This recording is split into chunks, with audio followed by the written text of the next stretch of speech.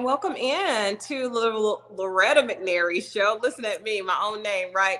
A lot is going on. A lot is going on. So each year, 350,000 Americans die from cardiac arrest. About 90% of the people who experience cardiac arrest outside of the hospital, this is so sad, but will die. So if you are called on to give CPR in an emergency, you will most likely be trying to save the life of someone you know or someone that you love. So we have Dr. Sasson here today because she's going to educate us, because CPR and AED is a thing and we all can help save lives. We've seen countless examples. Welcome to the show, Dr. Comilla. Thank you so much for having me. This is one of those topics where it's tough to talk about, but it could potentially save a life. So I'm all in for that. So how do we make CPR? And can you explain to everybody what AED is, and so that we can use it as part of our summer safety plan? Absolutely. So CPR itself is cardiopulmonary resuscitation, which is heart, lung resuscitation. So that's the compressions plus the breaths. And what you are doing when someone's heart stops, which is what a cardiac arrest event is, you are basically acting like an external heart. You are doing what the heart does normally, which is pumping blood with oxygen to all of the vital organs in the body. And so that's why CPR is so very important. Now, when someone's heart stops, oftentimes it goes into an abnormal rhythm called ventricular fibrillation or ventricular tachycardia. It's basically where the heart is kind of quivering. And that's where an automated external defibrillator comes into play. That's an AED. And you'll see that it has pads on it. And basically, it's a device that is very, very smart. It will walk you through everything that you need to do, both CPR, and it can also tell you whether or not someone's heart needs to be shocked. If it tells you to do that, it will have you push the button and it will shock the heart and hopefully restart it into a normal rhythm again.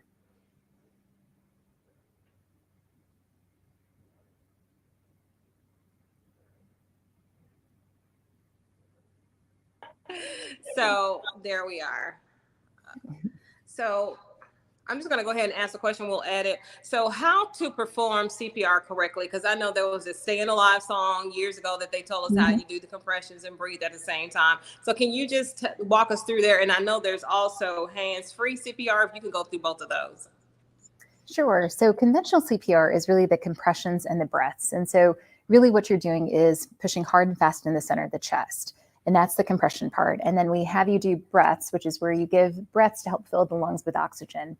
There's also something called hands-only CPR that you can use for teen or adults who suddenly collapse. And it's basically just the first part of CPR. So it's the compression-only part. And basically the way it works, it's two simple steps.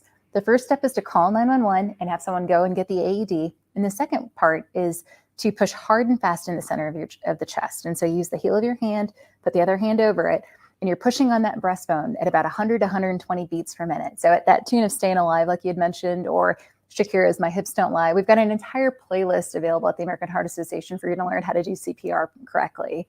And so that's what hands-only CPR is. Now, we still want people to do conventional CPR, especially for children and infants and drowning victims, because we know that most likely their heart stops because they have stopped breathing. And so it's always really important. If you don't know what to do, do something. So start with hands-only CPR, but if you can, provide breaths as well.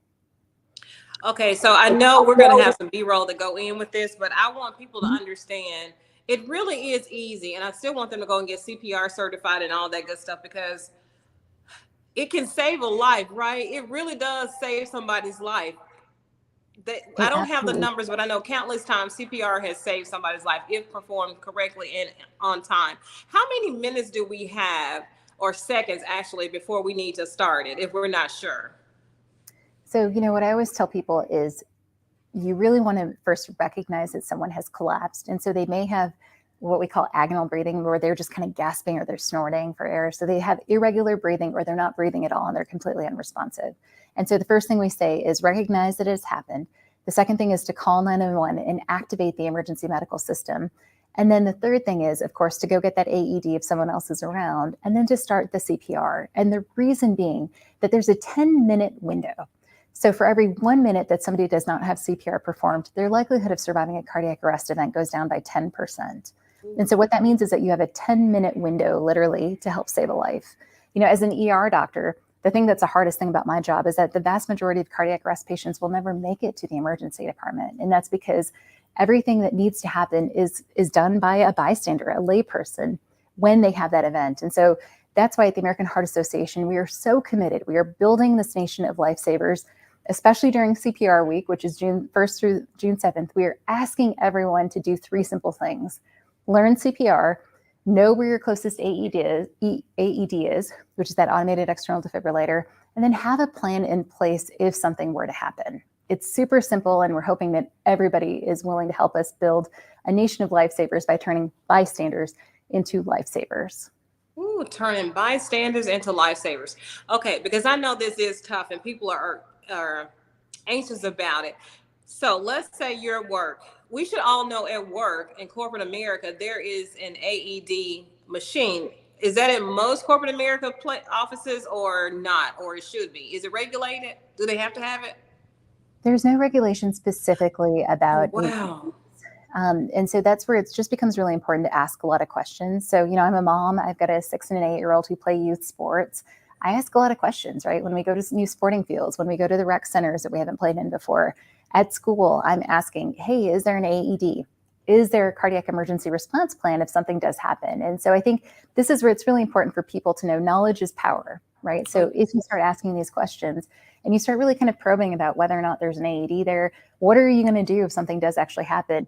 That's when action happens. And that's why we're so committed at the American Heart Association to helping people prepare for a cardiac emergency, because we know oftentimes that's probably one of the most important things that they can do.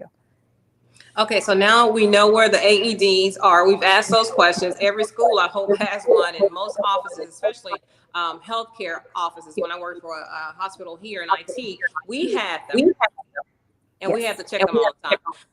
So thank you for being on today. We need to have more conversations like this because I know you probably got to go. So how many breaths again? Can you just walk through how to perform CPR just to give people a test of what they should look for in their CPR certification? Yeah, so first of all, we have great resources available at cpr.heart.org. If people just want to learn about hands-only CPR, if you want to find your closest class as well, and you want to get additional training, especially the hands-on training. And then just as a reminder, CPR is 30 compressions, 2 breaths, 30 compressions, 2 breaths, really until EMS arrives. Okay. Thank you, Dr. Camilla. I hope you will come back because this is something we need more time because I want to play the B-roll. It'll of course air with the B-roll and showing people how to do the hands only, how to do the CPR and the breath, the 30 compressions and breaths. We're going to make sure people can save lives. I love that saying. What's your saying again? Go from bystander to lifesavers. Thank you so much. We appreciate your time. Thanks, and we're happy to help in any way. So please feel free to let us know. It's such an important message, and we really appreciate you guys helping us get it out. Definitely. We will continue to help get the message out as well. Thank you so much.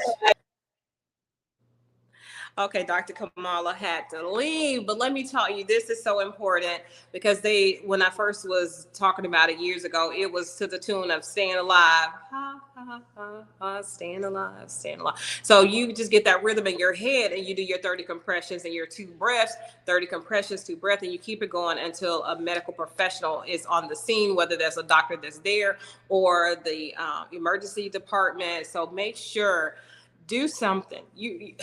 Doing something, you can't mess it up if they're not already breathing. So just have people come to your job to do CPR training, certification. Call the American Heart Association. Go and get your own CPR because like they said, most of the time it is our loved ones or someone we know. And I've saw a lot of videos recently where people were performing CPR on pets that they saw that were unconscious, they weren't breathing. I've saw quite a few recently. I don't know why, but recently where I saw these videos online where people were resuscitating. These 2 were dogs. There were 3 dogs that people were resuscitating. One was really tiny, so it was very detailed way how he had to cuff their little mouth to put their mouth over it. And I know you're like, I don't want to do that to a dog, but if it's your dog, I bet you will do it. Even then, you need to know how to do it. And like she said, knowledge is power. Knowledge is power. 30 compressions, 2 breaths.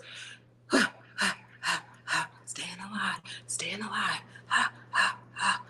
You can do this. I know you can do it, and just practice. So when you are called into action, you could go ahead and, like she said, go from bystander. And people are video recording this stuff. Why don't you try to save their lives? A video recording never saves a life. So put your phone down and you all find out, Google it on the spot if you have to. But 30 compressions, 2 breaths. All right, everybody, we'll see you next time in the next segment.